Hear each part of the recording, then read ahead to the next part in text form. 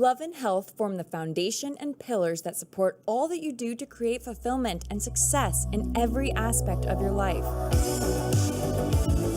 Love within us guides our paths while our health enables us to drive forward. The two are inseparable and vital for growth and reaching your fullest potential. Welcome to Love and Health in America with Dr. Doohi Lee and Jens Johnson. Dr. Lee is an international speaker, author, inventor of the Diamond Matrix, and medical director of Advanced Surgical Arts. The way I see my role is that I'm a guide. Jens Johnson, the mindset master, is a best-selling author, speaker, and executive managing director of Dallas E-Women Network. Please join them and explore all the facets of love and health to achieve and live your abundant life. Here are your hosts, Dr. Doohi Lee and Jens Johnson. Hello, everybody, and Hi. Welcome to another episode of Love and Health in America. And I'm here with my most favorite doctor. Thank you. It's Dr. great to be Lee. here. I mean, as I always. mean, you are my favorite doctor. You are. You're my favorite co-host. And listen, hopefully he's Partner in going to become one of your most favorite doctors as well. So we are really, really excited for our episode today because Yes.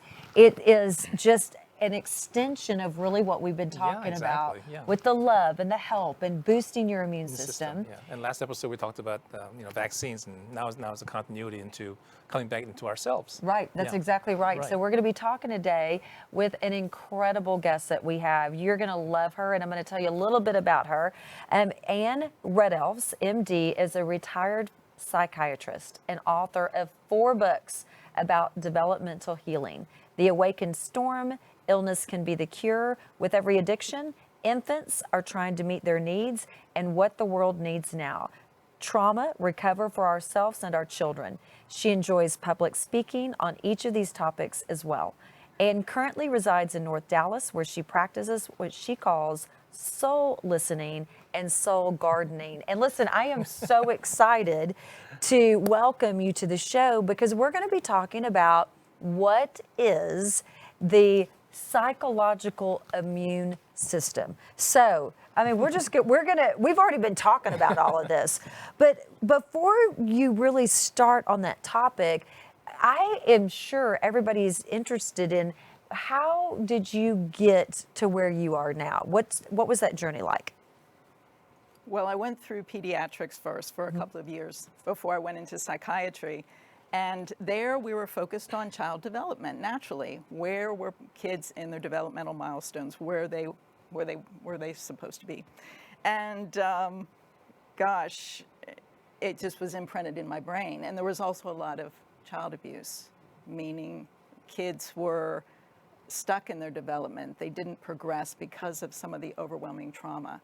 And this was unmistakable trauma, broken bones, gonorrhea under the microscope in a preschooler. Wow. And so it was just so startling, the experience, that it penetrated every cell, and I went on to psychiatry with still that focus. And suddenly we're looking at everything completely differently. We were looking at people in terms of genetic illnesses and biochemical defects, Right. and I'm thinking, what about development? Yeah, Because it was yeah. the same population. What happened to these traumatized kids? Yeah. And what I decided, listening to them, was that they were trying to tell their story through their symptoms. Yeah. But people weren't listening. They suddenly had a different paradigm. And they heard them in terms of genetics rather than their personal story. Interesting. Yeah. So there's a bit of a tie-in to some of the children that we work with, even in developmental delay, even autism. They have a different language that Yeah. we need to really figure out and understand how they're trying to speak, and that kind of goes exactly into what you're talking about. I'm thinking of one woman, she was diagnosed as bipolar, and every time she had a manic episode, she would be in the library reading book after book on incest. It's not hard. Well, People yeah, are really exactly. trying to get their needs met, and yeah. we need to be listening Sure. at that level. But the thing is it's awareness. So this is a gift. I'm telling you, you have a gift, because I would assume, and we all know what happens when you do that, but I'm just talking here in between two positions. Yeah. But I would assume in your medical training these are things that aren't talked about. Right. I mean, It's not. you don't It's talk, not. it's like abuse. You know, here you are as a pediatrician and you're seeing this abuse, and it's people are just, they're turning a blind eye. And then even you know, when we were discussing how, you know, you might have somebody who has a sore throat and they are complaining about a sore throat and they think that they're coming down with a cold, but physiologically there's nothing wrong with them. It's something psychologically that's wrong with them. And you say, oh my gosh, you know, it's because I think you asked the right questions. You know, I would assume, and I don't know about you, Dr. Lee, but I would assume again that if somebody is telling, you know, they've been diagnosed as bipolar and they're having an episode, people aren't asking them, well, what were you doing when you started having the episode? You know, so you're asking some of the most vital, important questions. And there are so many people that are suffering with these psychological issues, but you've really tied it into what's called your psychological immune system.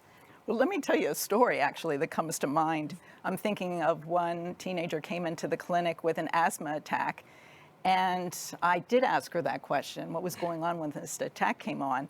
And she said she was watching a movie about a girl who had been incested by her father. And the obvious question was, have you had any incest? She started crying, and it all came out. Catharsis. She hadn't told anyone. Right. So the asthma attack was the flag. Right. Well, there's Let actually us know. quite a bit of medical evidence. Things like asthma, it's so much is actually stress and emotionally related. Yeah. You know, even as an infant. I mean, there's of course, you know, physical effect as well from allergens and whatnot, but there's a huge emotional component to this, and so that's really interesting. So, can you give some examples of, you know, other cases that you've seen, other patients you've dealt with? Well, let me first describe exactly what the psychological immune system is. Our psychology is the emotional body, the heart, and the mind, both of which react to something that's foreign to our well-being.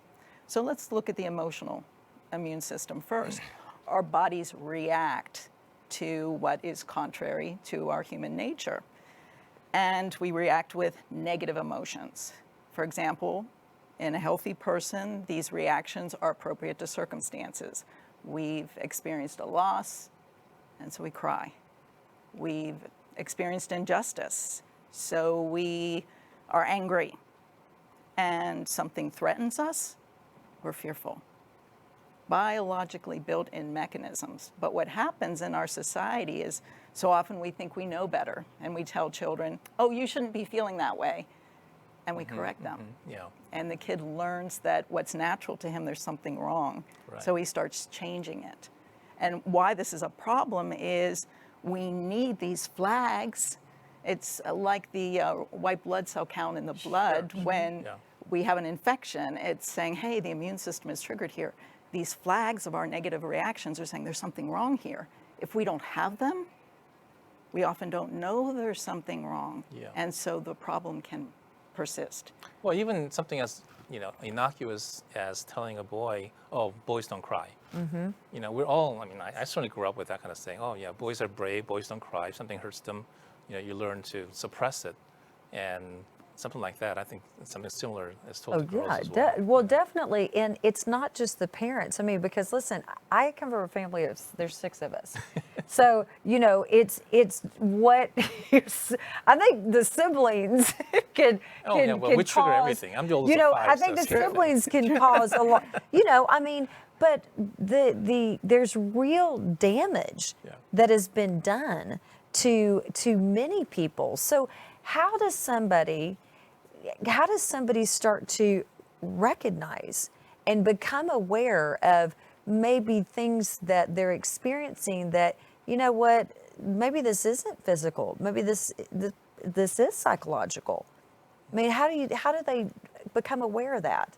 Well, I'm a firm believer that there's no separation. Any physical problem, as much as we might have all the laboratories that show it is physical, there's also an emotional component. There's also a mental component, just because we are all of that. Right. And we need to get beyond the just looking at the one thing that we're comfortable with to look at the whole thing. Right. Mm-hmm. Right. And about what you said about boys, I brought in a little demonstration. Oh, you did? Meaning that we are raised as a whole soul. Sure. I mean, we should be raised as a whole soul. We are born this way, I believe. But what comes along is people telling us, like boys, get rid of your tender, emotional, feminine side. Sure. That's not manly. So what happens? These boys Yeah. separate from what's natural to their being. And if this is truly unwanted, it gets tucked away in the unconscious mind and forgotten about. Right. But if this is not part of our growth-producing life experience, it stays stuck at a very young psychological age. Right. Exactly. And its behavior is true of its psychological age, not the body's physical age. Yeah. Now that's a real problem because the person now has a split personality. Uh-huh. And this side may grow to manhood, having no awareness. There's a little girl inside, and she's acting out her true life story, unbeknownst to him. Exactly, exactly. And that kind of goes into, I think before we started, I gave a little article and a concept called affective immunology. There's a whole thing on there.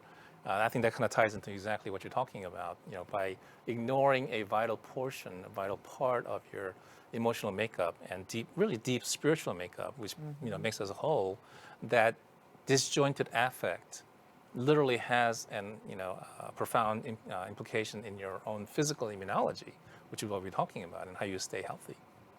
And let's go back to the sore throats, because to me, in working with so many kids with sore throats, they were sore, the word means angry, sore about how their voice was being treated, meaning it was stifled, it was ignored, or maybe they were encouraged to speak something that wasn't true to their nature. So what happens to that anger? Well, it produces something in the body. We often store it in the body. And so much of physical illness is that internalized emotion that has never been expressed.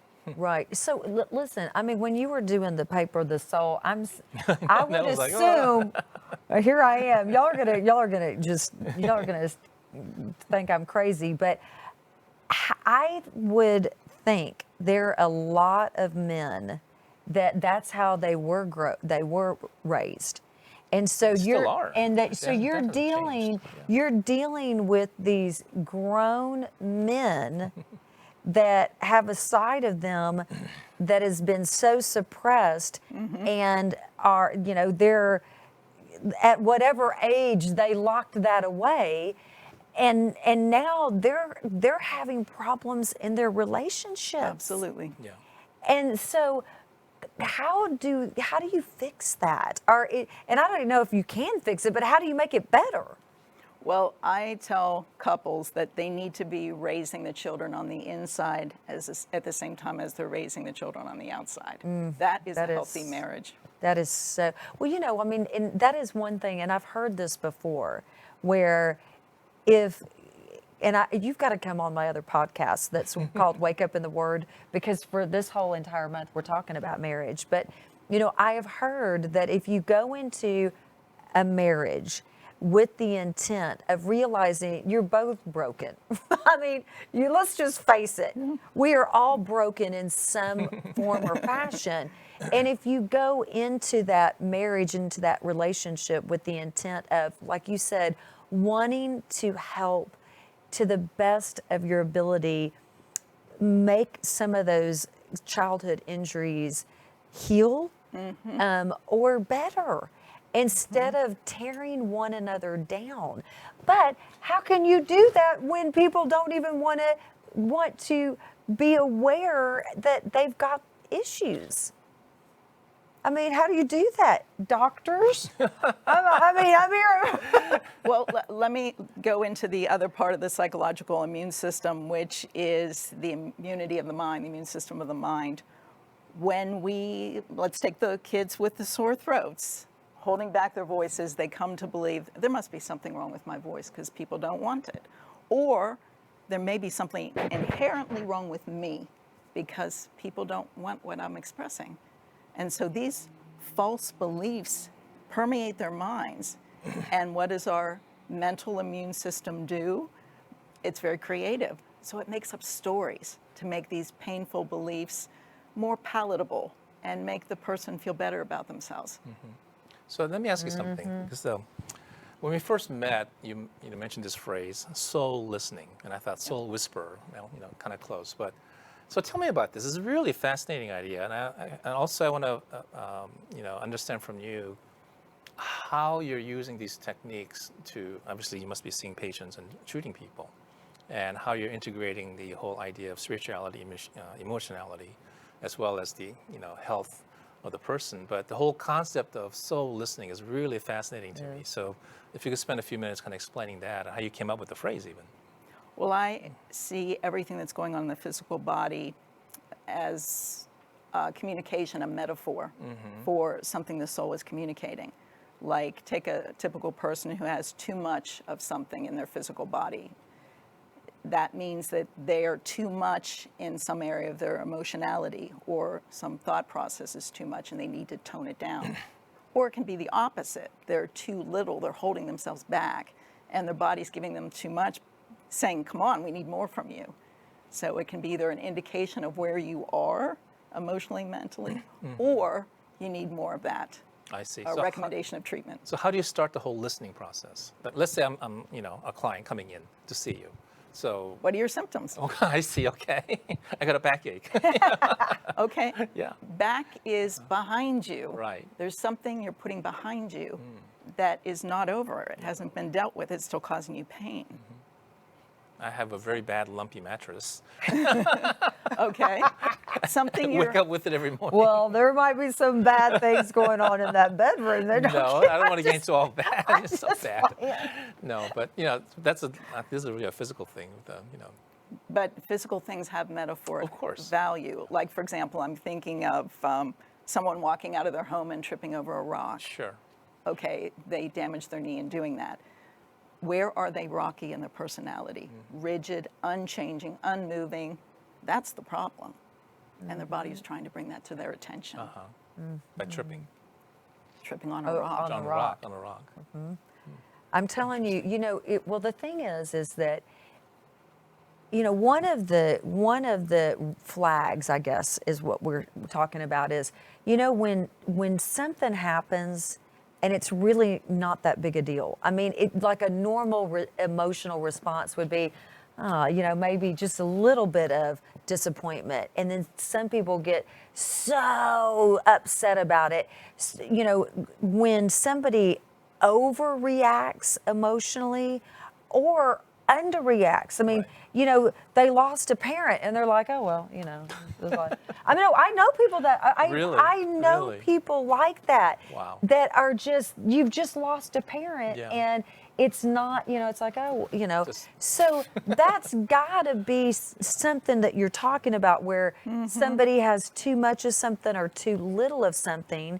But, Yes. what I'm thinking about is if we would just all come to the conclusion that we are a work in progress, that our identity comes from within instead of externally, and that we have to continually be searching inside for who we really are and what we're doing. Because when you were talking about how your mind is creative and it will come up with stories, I was listening to a talk, and it was on audio, and the gentleman said 50% of what we're thinking isn't even accurate.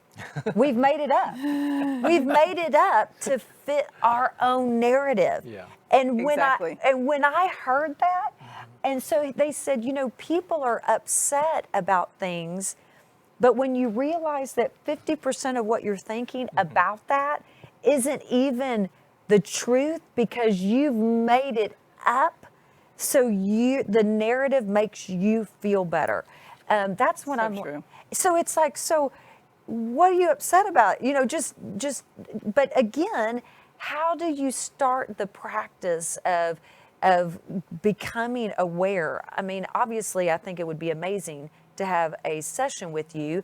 But are there other people that are practitioners like yourself that are doing things like this? There are a few, but Okay. one thing I think is real important to mention, that unlike the physical immune system, which is largely internal, we react to what's in our bodies or on our bodies, the psychological immune system is largely external, particularly when we're young, meaning a child reacts and the parent comes over to find out what the problem is. So it's real important to be alert to the people in our lives that are reacting. Who is suffering a loss, so we can console them? Who is anguishing over injustice, so we can support their cause? And who is rightfully fearful, that we can protect them? So that's one thing we can do, to be alert to where people are stuck at young ages and offer them that parent, no matter who they are. Because I've Right. heard people say, I don't want to parent my husband. Why not? Why not? Most husbands That's need love. parenting. Well, you know, Wives Yeah. too. right? Yeah, exactly. That's love. Exactly. Yeah. You know, and that's what on our episode that we just did last week, we talked about how love really is the answer. Love's the answer to every Positivity. question, you know. But you know, with what's happening in the country right now, there is so much division. Now that really does break my heart. It breaks my heart. But how does this type of knowledge impact what's going on, and how can we use this knowledge to help make it better? Well, to me, the division is reflecting the division in our own souls. And fortunately, we can do something about this, whether we work on it externally with our husbands and wives, Right. or internally, or out in our world. We can do something. Because every one of us, I believe, has separated from some part of our physicality, emotionality, mentality, or spirituality. And what we do is listen deeply to that human voice that is in every part of us, expressing itself in every part of us, and respond soulfully with our most mature humanity. So I want to go So back a little bit true. to what you said about how our immune system biologically is internal, right? Because we don't see the cells working, but the psychological immune system is external. But in the beginning, we talked about men as an example, where young boys, and they learn a certain behavior, where that externalization of behavior, let's say crying or something like that, is actually suppressed, it becomes internalized and forgotten. Okay, so now the question has to do with how do you bring that out, and what kind of process do you use or work with your patients or clients to bring that out, so it actually becomes a living thing now rather than something that's squashed and put away. Well, I use the metaphor of an abscess Okay, that comes to the surface at some point. perfect for a surgeon. That I understand that. speak people's language. Yes, right? right. So things come up when a person's ready, and sometimes it comes up through illness. Yeah. And to me, it's whatever it takes to get people to move. If an illness isn't serious enough, a person may not move enough. And so sometimes I'm a little disappointed if people get well too fast because they don't get to that deeper wellness of embracing some lost part of themselves or their lives. Right. Yeah, it's cool a little bit about that whole idea of illness as something that is beneficial. That's a really interesting idea, because I think that's the basis of one of your books too. Yes. So yeah. Meaning that our souls, our emotional bodies and minds are communicating in every single illness. I think of it as upstream. You have a physical body, and upstream is the emotional body that's communicating downstream through the physical body. Yeah. We have a mind upstream from both of those, communicating through the emotional body and the physical body. So any physical illness is communicating what's going on upstream. So once we hear that, and we work at all levels, physical and emotional and mental, then it's not just gone temporarily, it's gone because we got to the source. Right. Interesting. That's I really love that. You know, Yeah. one of the things that I have found in my journey in life, I've facilitated mastermind, Yeah. and I've learned that for a person to really grow to their fullest potential, they've got to be in an environment of love. And they've got to love themselves first. And sometimes, as oddly as this may seem, you've got to breathe hope, belief, and love into other people sometimes before they even start to believe it themselves. It's crazy. But you know, one of the things I do is I work with people for a long period of time, because sometimes it takes years of just loving on them. You know, I remember one time my husband, you know, this is my second marriage, his second marriage as well. But when we first got married, you know, he said, "What do you do with all these people?" I said, "I got them right here in my bosom. I'm just loving on them. I'm just loving on these people. I'm loving on them until, like you said, till they're ready." Because it having this conversation right now to me has brought a whole new meaning to, you know, what's the first and greatest commandment? You know, love your God. Yep. Whatever that God is, with all your heart, mind, soul, and strength. And then the second greatest commandment is love thy neighbor as thyself, because it's that deep love. You've got to really love someone when somebody is hurting you to say, okay, hurting people hurt others. So Right. you're hurting me because you're hurting. So I'm going to be patient instead of getting mad at the person for hurting you.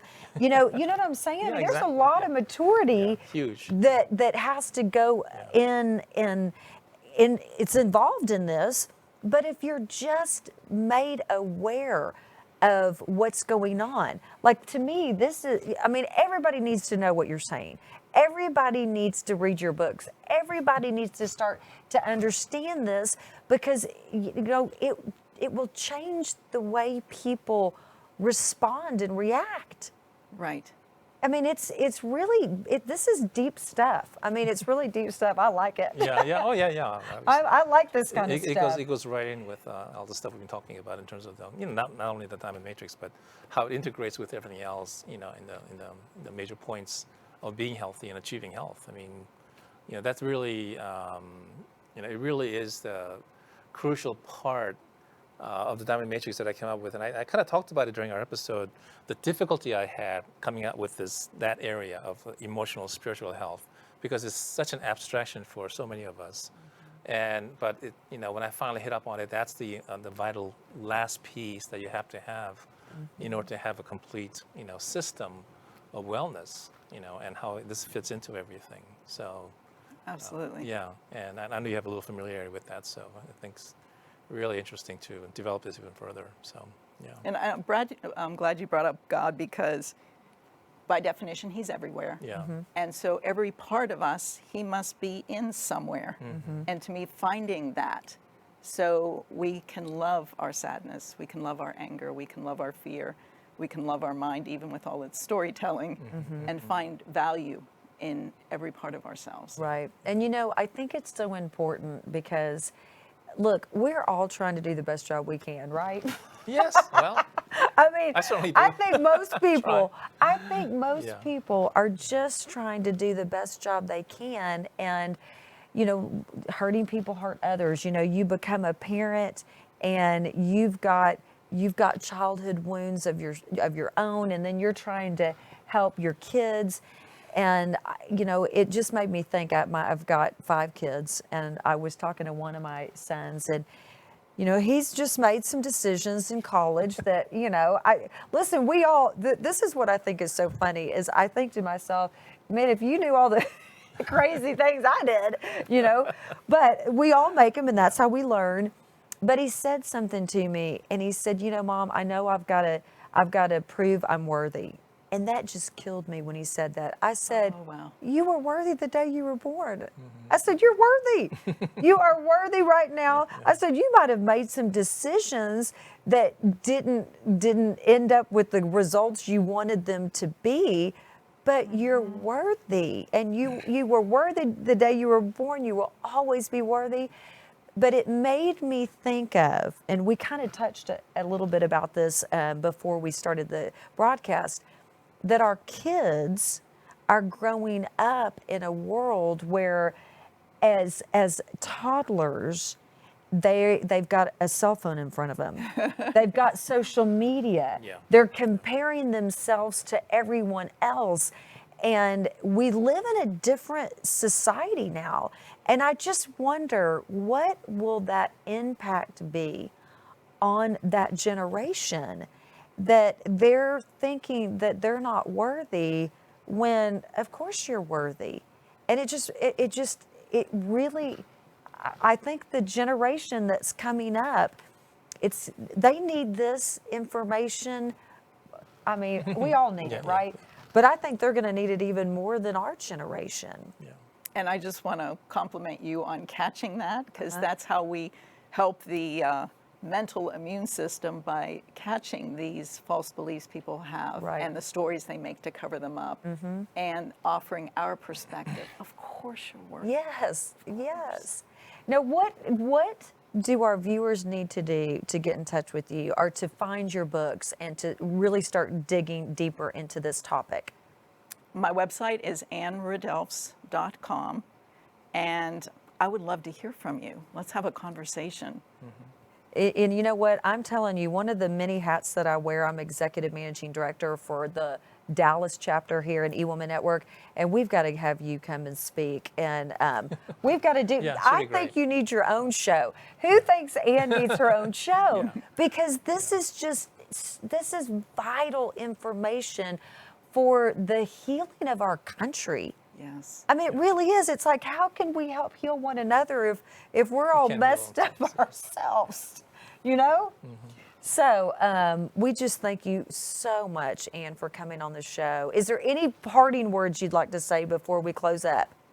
Just be attentive to that soul that we all have, and listen in the heart. Oh, I love That's it. great. Now, That's let great. me tell you, one of the things that Dr. Lee is and I have been discussing is we think, and when I say we, I think I'm talking about you too. We think that we should have one of our viewers come on the show and give you Botox during the show. Yeah, live Botox. Live Botox, so we can talk about it. Sure. We can discuss the ins and out, you know, and we're going to come up with some type of contest. And we're just interested. Number one, would that be something you would be interested in doing? Yeah. Number two, if you have any ideas on really fun things that we can do for a contest, you know, sharing, commenting. I mean, look, we're not pros at this, but he's a pro of giving you Botox. And we just really want to get you engaged. So if you're in or around the Dallas-Fort Worth area, obviously, if you want to come up to the area, we'd love to have you as well. But please give us your thoughts so we know. And please You can share. make comments on the bottom. Yeah, Yeah, comment. thanks, yeah. And please share this episode out. And if anyone has any problems getting in touch with Anne, comment, let me know, and I'll make sure that you get in touch. Yeah. And Dr. Lee, thank you so much for all you do. No, my pleasure. We love you. We love you. you. And you very much, Anne. until our next episode, share your love. And live healthy. Bye-bye, everyone. Bye.